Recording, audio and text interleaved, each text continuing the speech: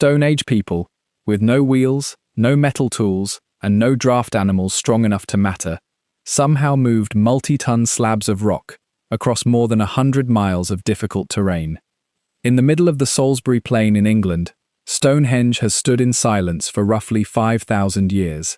Was it a temple, an observatory, or the remnant of a technology we still do not fully understand? Today we go back to the excavations of 1920 to 1950, the decades that first cracked open this mystery, when archaeologists pulled aerial photographs, buried pits, and forgotten bones out of the Salisbury Plain, and started asking questions nobody had dared to answer seriously before. The story of modern Stonehenge research effectively begins in the air. In the years following the First World War, aerial photography was a new and rapidly improving technology, originally developed for military reconnaissance.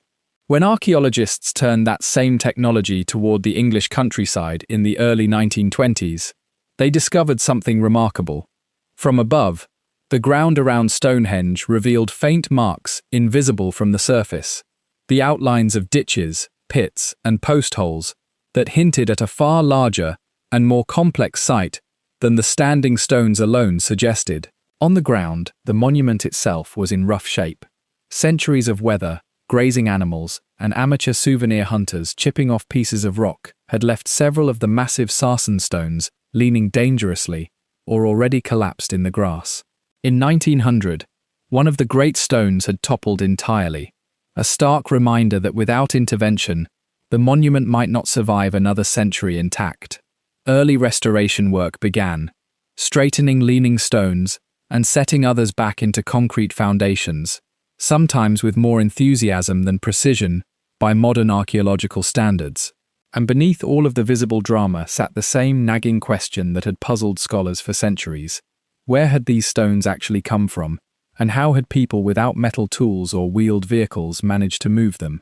Stonehenge, still without any formal legal protection commensurate with its importance, was simply understood by everyone studying it to be one of the oldest and least explained structures in the country, a puzzle that had outlasted every civilization that came after it. Farmers had ploughed fields around it for generations, travelers had carved their initials into it, and antiquarians had speculated about it in print for 2 centuries, yet nobody had systematically dug into the ground to find real answers. That was about to change, and once it did, the monument would never look quite the same again. Serious, methodical excavation of Stonehenge began in the 1920s under an archaeologist named William Hawley. Over several seasons, Hawley systematically dug through roughly half of the site, a scale of excavation that would be considered aggressive, even reckless, by today's more careful standards. What his team found reshaped the basic understanding of the monument. Beneath the soil, they uncovered a ring of pits circling the stones, later named the Aubrey Holes after the 17th century antiquarian who first noted similar features, along with additional ditches and post holes suggesting the site had been used, modified, and rebuilt over an extended period rather than constructed all at once. Establishing exactly how old the site was proved difficult with the tools available at the time, since reliable scientific dating methods like radiocarbon analysis did not yet exist. Early estimates relied on comparing artifacts and construction techniques with other known sites, and even these rough approximations delivered a shock. Stonehenge appeared to be significantly older than many scholars had assumed, predating structures they had previously considered ancient benchmarks. This single realization opened a rift in the field. Traditionalists who preferred romantic explanations tied to Roman era or even later folklore found themselves increasingly at odds with archaeologists demanding physical evidence, setting the stage for a long-running tension between scientific method and popular legend that would follow Stonehenge for the rest of the century. Hawley himself grew visibly frustrated with the slow pace of interpretation, reportedly admitting late in his work that the site had raised more questions than his excavation could ever hope to answer, a confession that would prove remarkably accurate for the decades of research still to come. Later archaeologists would criticize aspects of his methods, noting that record-keeping standards of the 1920s fell well short of what modern excavation demands. meaning some of the very evidence his team uncovered had to be painstakingly reinterpreted by later researchers working from incomplete field notes, decades after the original dig had been filled back in. If the giant stones had not simply appeared where they stood, the question of origin became urgent, and it split into two very different mysteries depending on which stones you were asking about. The largest stones, the towering sarcens forming the outer circle, were identified as coming from the Marlborough Downs, roughly 20 miles north, an already impressive feat of ancient transport. But a smaller set of stones, known as the bluestones due to their distinctive blue-grey tint when wet, presented a far stranger puzzle. Geological analysis in the early 20th century traced these bluestones to a source that seemed almost implausible: the Preseli Hills in Wales, roughly 150 miles away in a straight line, and considerably farther by any practical overland or water route. This discovery ignited fierce debate that lasted for decades. Some researchers argued the stones must have been transported deliberately by human effort, using a combination of timber sledges, rollers, and river or coastal transport by raft. Others proposed a more convenient, though controversial, alternative: that ancient glaciers had carried the bluestones most of the distance naturally, long before any human ever touched them, and that Stone Age builders had simply gathered stones already lying nearby. Either explanation carried enormous implications. If people moved them, it meant organized, cooperative labor across vast distances at a scale rarely credited to communities without writing, wheels, or centralized government. And whichever theory was correct, someone still had to shape these unwieldy blocks using nothing more than stone hammers and raw persistence. Even the sarcens, sourced from a comparatively modest 20 miles away, represented an engineering feat that would have consumed enormous amounts of labor and coordinated planning, meaning that no matter which origin theory for the bluestones eventually won out, the overall achievement of Stonehenge only grew more impressive the more closely researchers examined it. The Second World War brought a strange chapter to Stonehenge's long history. As Britain mobilized for total war, the flat, open expanse of Salisbury Plain became militarily useful, and the area surrounding the ancient monument saw airfields, training exercises, and defensive preparations established nearby, placing a 5,000-year-old sacred site uncomfortably close to 20th century warfare. Archaeological work slowed but did not entirely stop, and in the years immediately following the war, researchers returned with newer surveying techniques, developed partly out of wartime advances in mapping and geophysical detection. These post-war surveys picked up where Hawley had left off, refining earlier findings and beginning to notice something else: faint tool marks preserved on the surfaces of several stones, physical evidence of the shaping and dressing work performed by the original builders. These marks helped confirm what many suspected, that construction at Stonehenge had not happened in a single event, but across multiple phases spanning many generations, likely built, modified, and rebuilt by different groups over centuries. This evidence quietly dismantled two persistent popular theories that had circulated for years: the idea that Stonehenge required a race of unusually large or physically superior humans lost credibility once ordinary skeletal remains from the era were compared against the engineering challenge and found unremarkable. And theories invoking outside or otherworldly assistance found no supporting physical evidence whatsoever, leaving only the far more compelling and more human explanation that ordinary Neolithic communities had achieved something extraordinary through nothing but organization, ingenuity, and sustained effort. It was a strangely fitting twist of history that a monument built to track the sun and honor the dead ended up, for a few uneasy years, sitting quietly beside the machinery of a modern war, two entirely different eras of human ambition occupying the very same stretch of English chalk. So how did Stone Age communities actually move stones weighing up to 25 tons or more without wheels or metal machinery? Archaeologists and engineers have spent decades reconstructing plausible methods, and the leading theory involves timber sledges dragged over a prepared trackway of wooden rollers or greased log rails. a technique documented in other ancient cultures, moving comparably massive stone. Estimates of the workforce required vary, but many researchers suggest hundreds of people, and at certain stages of construction, possibly well over 1,000, coordinating in shifts to drag, lever, and position each stone using ropes, timber levers, and earthen ramps. Raising the stones upright required equally clever technique, sliding the base of each upright into a prepared pit, then using a combination of ropes and wooden A-frames to pull it vertical before packing the whole solid to hold it in place.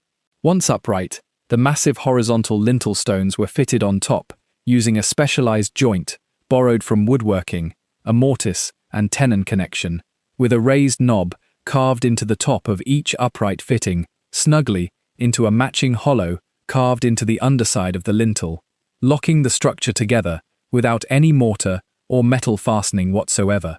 Adding to the sophistication, the monument's central axis was deliberately aligned with the rising sun on the summer solstice and the setting sun on the winter solstice, meaning every stone's placement served both a structural and an astronomical purpose, a level of coordinated planning that stretched across a construction timeline lasting many decades.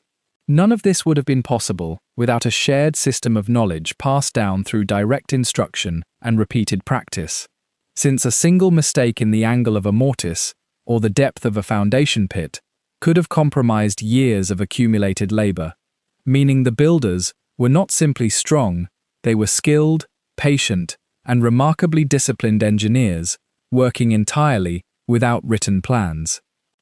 The solstice alignment raises an obvious and enduring question.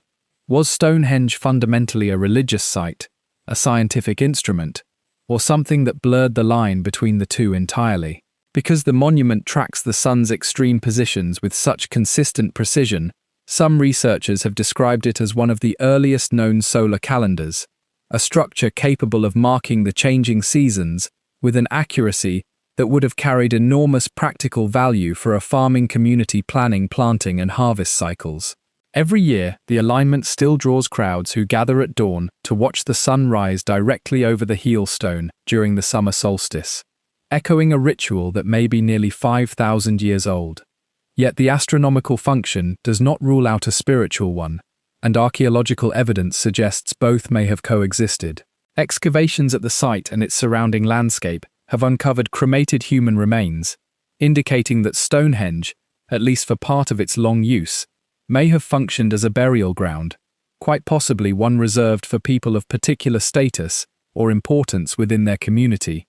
Nearby monuments and processional pathways connecting Stonehenge to a companion site called Durrington Walls have led some archaeologists to propose the two sites represented a symbolic journey between the world of the living and the world of the dead, built respectively from timber and stone. Under this interpretation, Stonehenge was never purely practical or purely symbolic. It was both, a monument to the sun that also served as a monument to ancestors. Perhaps that dual purpose is exactly why the site still resonates so strongly today, since very few structures anywhere in the world manage to encode both a practical, observational science and a deeply human, emotional purpose into the very same stones. Modern researchers studying the burial evidence have suggested the site may have served as an ancestral shrine for a specific lineage or ruling family, its stones effectively acting as a permanent, physical claim to land and heritage that no spoken story could preserve as durably as solid rock. Not every chapter of Stonehenge's story involves careful archaeology. For centuries, popular imagination linked the monument to the Druids, the priestly class of Iron Age Celtic Britain, an association still visible today in modern ceremonies held at the site. Archaeological dating firmly places Stonehenge's construction at least 2,000 years before the Druids are known to have existed, making any direct historical connection essentially impossible, though the association proved remarkably durable in popular culture regardless of the evidence. 19th and early 20th century European scholarship sometimes bent interpretations of ancient British monuments to fit contemporary nationalist narratives, occasionally overstating or understating the sophistication of prehistoric Britons, depending on the political fashion of the moment. Some excavation findings from the early 20th century, meanwhile, were poorly documented by today's standards, recorded in incomplete notebooks, or never fully published, meaning some physical evidence and its precise context have effectively been lost to history, an unfortunate gap that modern researchers still work to reconstruct from fragmentary records. And the deepest mystery of all remains stubbornly unresolved.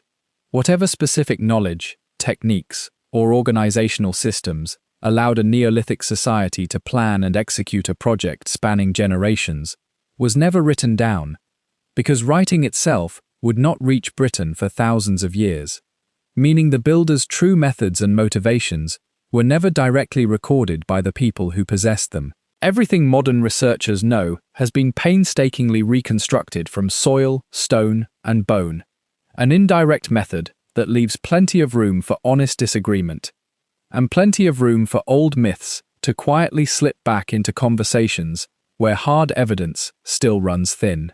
That gap between what we can prove and what we would like to believe is precisely where legends about giants, priests, and lost civilizations have always found room to grow, even a century after serious science began pushing back against them. Believing something is theoretically possible is different from proving it, and this gap led directly to a wave of experimental archaeology beginning in the 1950s. Researchers and volunteers began literally recreating aspects of the construction process, dragging replica stones of comparable weight across open ground using ropes, timber sledges, and manpower alone, deliberately avoiding any modern machinery. Early experiments revealed just how much trial and error the original builders likely endured, with some techniques failing outright, sledges digging into soft ground or ropes snapping under strain, while other adjustments, particularly the use of wet, lubricated ground beneath wooden rails, dramatically reduced the friction and effort required to move a load. Some experimental teams found that soaking the track ahead of the sledge with water transformed an exhausting task into a genuinely manageable one, cutting the required workforce substantially and suggesting the original builders may have deliberately chosen wetter seasons or riverside routes for exactly this reason. Researchers also studied nearby waterways, proposing that at least part of the Bluestone's long journey from Wales may have used rivers and coastal waters, rather than relying entirely on overland dragging. Taken together, decades of these hands-on experiments accomplished something crucial for the field. They did not settle every detail of the original construction method, but they conclusively demonstrated that moving and raising stones of this scale was entirely achievable using only Neolithic technology, human cooperation, and patience, closing the door on any explanation requiring tools or assistance beyond what a Stone Age community actually possessed. What these experiments could not fully recover was the exact social structure behind the labor, whether workers volunteered out of religious devotion, were compelled by local leaders, or exchanged their effort for food and status within their community, a question that physical reconstruction alone can never fully answer. Stonehenge's influence extends far beyond archaeology into the broader cultural imagination. For generations, it has served as a kind of shorthand for the idea of a lost or misunderstood ancient civilization, a physical symbol suggesting that early humans were capable of far more organized, sophisticated achievement than casual assumptions typically credit them with.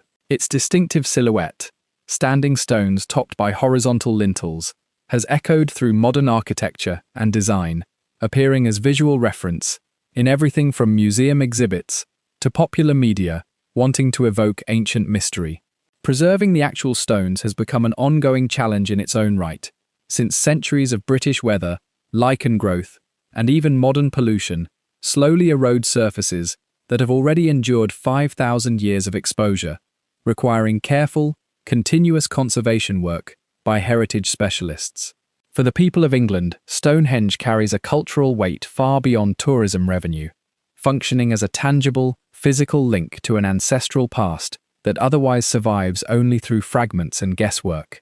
Today, the site is managed by heritage authorities, who balance public access, most visibly during the solstice gatherings that draw thousands of visitors, against the delicate task of protecting an irreplaceable structure from the wear of its own popularity.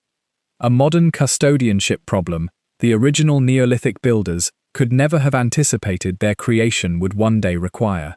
Every stone now sits under continuous environmental monitoring, and every visitor's footstep is quietly weighed against the long-term survival of a structure that has already outlived nearly every written language spoken by the people now coming to see it.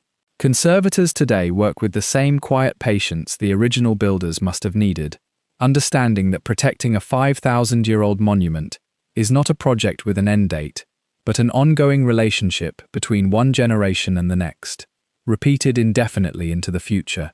Even after a century of dedicated research, Stonehenge has not given up all of its secrets. Modern DNA analysis performed on skeletal remains from the surrounding region has revealed that Neolithic Britain experienced substantial population change, with genetic evidence suggesting waves of migrants from continental Europe arrived and largely replaced earlier populations, raising fascinating new questions about exactly which community, or communities, were responsible for different phases of construction. Advanced technology continues rewriting the map around the monument itself. LiDAR surveys, using laser pulses to map terrain hidden beneath vegetation and soil, have revealed previously unknown features surrounding Stonehenge, including a massive ring of deep shafts discovered near the nearby site of Durrington Walls, suggesting the wider ceremonial landscape was far larger and more elaborate than researchers assumed even a decade ago. Looking back, the foundational excavations conducted between 1920 and 1950 gave archaeology essential groundwork, timelines, construction phases, and material origins, but they were only ever a beginning, not a conclusion. Perhaps the most important thing Stonehenge continues to teach us has nothing to do with stone at all.